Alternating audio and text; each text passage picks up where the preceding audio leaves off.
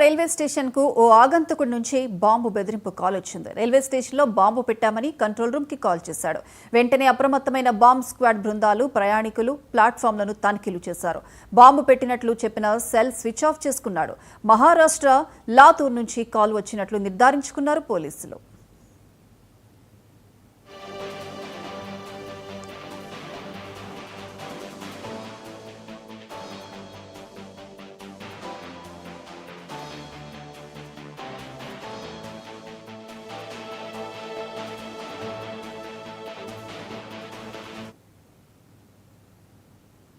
కాంగ్రెస్ అధికారంలోకి వచ్చి 18 నెలలు పూర్తయినా ఏ ఒక్క హామీ నెరవేర్చలేదని ఆరోపించారు మాజీ ఎమ్మెల్యే రస్మయి బాలకిషన్. మానకొండూరు నియోజకవర్గంలో ఇందిరమ్మ ఇళ్లకు 42,000 మంది దరఖాస్తులు చేసుకోగా 3,500 మందికి మాత్రమే ఇళ్లను ఏ విధంగా ఇస్తారో చెప్పాలని డిమాండ్ చేశారు. ఇందిరమ్మ ఇళ్ల కమిటీ ఎంపీడీఓ ఆధ్వర్యంలో నిర్వహించాలి, కానీ అలా చేయకుండా వారికి నచ్చిన వాళ్లకే ఇస్తున్నారని ఆగ్రహం వ్యక్తం చేశారు. ఇలా చేయడంతో లబ్ధిదారులకు అన్యాయం జరుగుతుందన్నారు. పేదవాణి ఇంటికల నిజం చేస్తామని చెప్పేసి గొప్పలు చెప్పుకొని ఇలా ఓట్లు వేయించుకొని ఒక మార్పు కోసం కన్నీళ్లు పెట్టుకొని అధికారం ఎక్కిన తర్వాత ఇలా పేద ప్రజలు ఇండ్ల పేరిట కమిషన్ల పేరిట మీరు ఆడుతున్నటువంటి నాటకం ఏందని చెప్పేసి మేము అడుగుతా ఉన్నాం. మేము ఎందుకనంటే ఊరికే తిట్టడానికో దేనికోసమో మేము మాట్లాడడం లేదు. ఇది చాలా క్లారిటీ, అది చెప్పండి మీరు దయచేసి.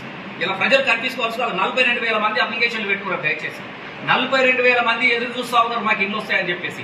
మరి నువ్వేమో 3,500 నాకు వచ్చినాయని చెప్తున్నావు. ఒక మండలానికి ఇల్లంతకుంటే 800, తిమ్మాపూర్కు గన్నేర్వాన్కు 400, అట్లాగే మన తిమ్మాపూర్కు 950. మరి 950లో 11,700 మంది ఒక తిమ్మాపూర్లోని దరఖాస్తులు పెట్టుకుంటే నువ్వు ఇస్తానన్నవి 1,100.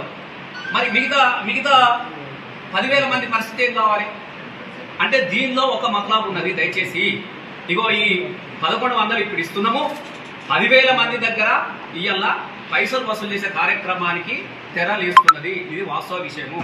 మీరు దరఖాస్తు చేసుకున్న వాళ్ళందరూ కూడా మాకు చెప్పిన ప్రకారం మీరు ఇంత ఇస్తే మేము ఇల్లు ఇస్తాము అనేది బాగా జరుగుతూ ఉన్నది. మొత్తం దాన్ని టైటిలే పెట్టిరు, 50 కొట్టు ఇల్లు వర్తం టైటిలే పెట్టి